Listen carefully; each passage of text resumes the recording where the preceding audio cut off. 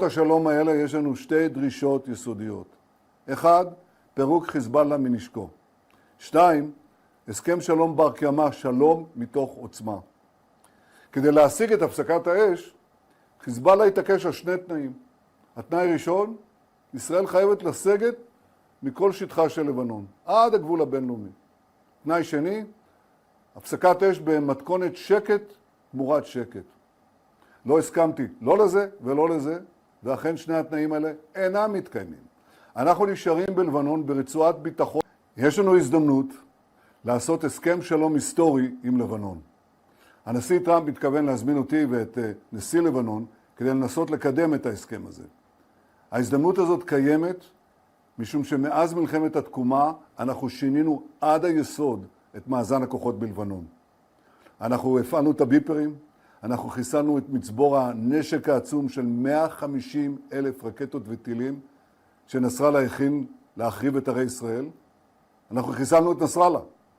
והמאזן הזה השתנה בצורה כזאת שהתחלנו לקבל קריאות מלבנון בחודש האחרון, לקיים שיחות שלום ישירות בינינו לבינם, דבר שלא היה למעלה מ-40 שנה.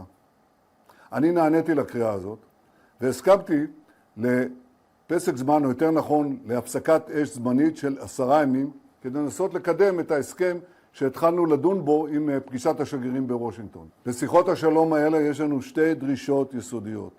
אחד, פירוק חיזבאללה מנשקו. 2, הסכם שלום בר קיימא, שלום מתוך עוצמה. כדי להשיג את הפסקת האש, חיזבאללה התעקש על שני תנאים. התנאי ראשון, ישראל חייבת לסגת מכל שטחה של לבנון, עד הגבול הבינלאומי. תנאי שני, הפסקת אש במתכונת שקט תמורת שקט. לא הסכמתי לא לזה ולא לזה, ואכן שני התנאים האלה אינם מתקיימים. אנחנו נשארים בלבנון ברצועת ביטחון מעובה. זה לא 5 הנקודות שהיו לפני שהגעת הארי. זה רצועת ביטחון שמתחילה בים וממשיכה עד הר דוב ומבואות החרמון עד גבול סוריה. רצועת ביטחון של 10 קילומטר עובי, שהיא הרבה יותר חזקה, הרבה יותר עצימה, הרבה יותר רצופה והרבה יותר מוצקה ממה שהיה לנו קודם לכן. שם אנחנו נמצאים, אנחנו לא יוצאים. זה מאפשר לנו קודם כל לבלום את סכנת הפלישה לתוך היישובים שלנו, ושנית, זה מאפשר לנו למנוע ירי של נונטט ישיר לתוך היישובים. היישובים עכשיו מוגנים משתי הסכנות הללו. כמובן, יש עוד בעיות. יש עוד טילים שאנחנו צריכים, או יותר נכון רקטות שעדיין נשארו להם. גם בזה נצטרך לטפל, כחלק מאותה התקדמות להסכם ביטחון והסכם שלום רציף. אבל יש דבר נוסף, אני רוצה להגיד לכם מהו. אני דיברתי עם הנשיא טראמפ עכשיו ביומיים האלה, והוא אמר לי שהוא נחוש בצורה אדירה להמשיך גם את המצור הימי, וגם להביא לפירוק יכולת הגרעין של איראן, מה שנותר ממנה. הוא לא מוותר על זה, הוא בטוח שיכול לסלק את האיום הזה אחת ולתמיד, בהמשך לדברים הגדולים שעשינו יחד. כמובן נטפל גם באיום הטילים, גם ביכולת ההשערה, אני לא מפרט. יש פה שני מהלכים חשובים מאוד, שיכולים לשנות את מצבנו הביטחוני והמדיני באופן יסודי לשנים הבאות. בעזרת השם נעשה, בעזרת השם גם נצליח. Presiden Amerika Serikat Donald Trump mengumumkan bahwa Israel dan Lebanon sepakat untuk gencatan senjata.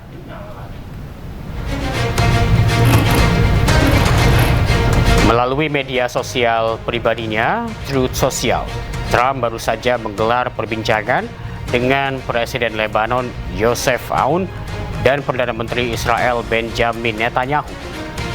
Trump menyebut Israel dan Lebanon sepakat untuk gencatan senjata selama 10 hari. Gencatan senjata ini dimulai pukul 5 sore waktu Washington di Amerika Serikat.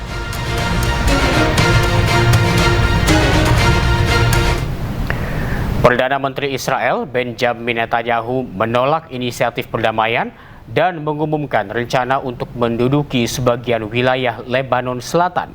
Netanyahu mengklaim bahwa Israel berada di ambang penguasaan bin Jbeil, salah satu kota terbesar di Lebanon Selatan. אני מחזק את תושבי הצפון שממשיכים לעמוד איתן. במקביל כוחותינו ממשיכים להכות בחיזבאללה. הלחימה מתמקדת בבין ג'בייל. בין ג'בייל זו הייתה בירת חיזבאללה בדרום לבנון. זה המקום שחסן נסראללה אמר לפני 26 שנים, הישראלים הם קוראי עכביש. אנחנו עומדים להכריע את בנג'בל, אנחנו עומדים בעצם לחסל את המעוז Menteri Pertahanan Amerika Serikat Pete Hegseth meyakini pemimpin tertinggi Iran, Mujtaba Khamenei, masih hidup tetapi luka berat. Thank you all for your time. I have a couple questions. I know you said a few weeks ago that Iran's supreme leader was wounded and disfigured. Do you have an update on whether he's even alive at this point? And then another question for you. Iranian embassy accounts are sharing an AI video of Jesus Christ kind of bloodily killing President Donald Trump. Does the Pentagon have a response to this, including the fact that this AI Jesus is casting Trump into hell? And then finally, for Admiral Cooper, could you speak to us about the morale of the American service members that you're seeing in the Middle East? I think Americans are really interested in what their experiences and testimonies are like. As far as the status of the individual you mentioned, I believe it's the same. Not a lot coming from him right now, understandably so, a lot of fear. Believed to be alive, wounded, and disfigured. Status remains the same. As far as a video like that, of course, that's disgusting and detached from reality. Iran says a lot of things in the propaganda space based on complete lies, and their actions have been lies. Oh, we don't target.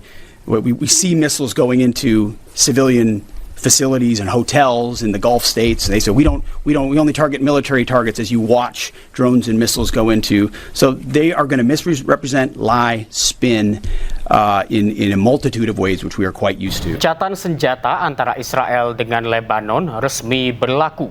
Kali ini gencatan berlangsung selama 10 hari.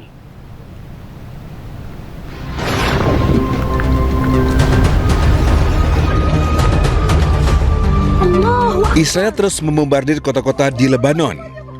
Kali ini serangan menghantam salah satu rumah di Ain Qana'a, Lebanon Selatan.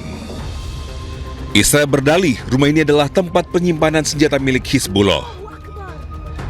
Tak hanya itu, Israel juga mengklaim telah menyerang serentak 70 lokasi dalam 1 menit. Lagi-lagi Israel berdalih lokasi ini adalah milik Hizbullah. Tak lama setelah saling serang, Israel dan Lebanon sepakat untuk gencatan senjata. Kali ini gencatan senjata berlaku selama 10 hari. I think they will. I think it's going to be, actually it's very exciting because it's 48 years. We're going to be meeting with Bibi Netanyahu, as you know, and the president of Lebanon. And I had a great talk with both of them today. They're going to be having a ceasefire, and that'll include Hezbollah. And I think it could be number 10 for me. Sebelumnya negosiasi damai antara kedua negara sempat digelar pada 15 April lalu. Dalam perundingan yang digelar di Amerika Serikat, belum menghasilkan solusi. Akhirnya pertemuan dilanjutkan di Amerika Serikat dan kedua negara sepakat untuk gencatan senjata.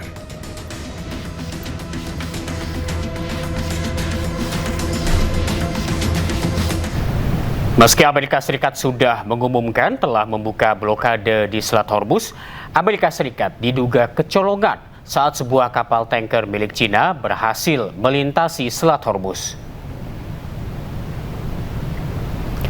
Berdasarkan data pelayaran pada Selasa 14 April, kapal Rich Sterry berhasil melintasi Selat Hormuz dan berhasil melewati blokade Amerika Serikat tanpa diserang.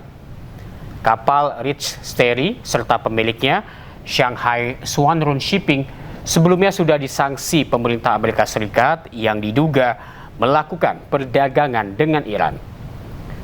Sebelumnya, CENTCOM merilis larangan kapal melintasi blokade Amerika Serikat di kawasan Teluk dan mengancam akan menembak tanpa peringatan kapal-kapal yang melanggar. Sejumlah kapal tanker minyak terhenti di tengah blokade Amerika Serikat di Selat Hormuz. Kapal-kapal tertahan di dekat pelabuhan Iran. Kapal-kapal tak bisa melintas dan tertahan di Selat Hormuz pada Kamis waktu setempat.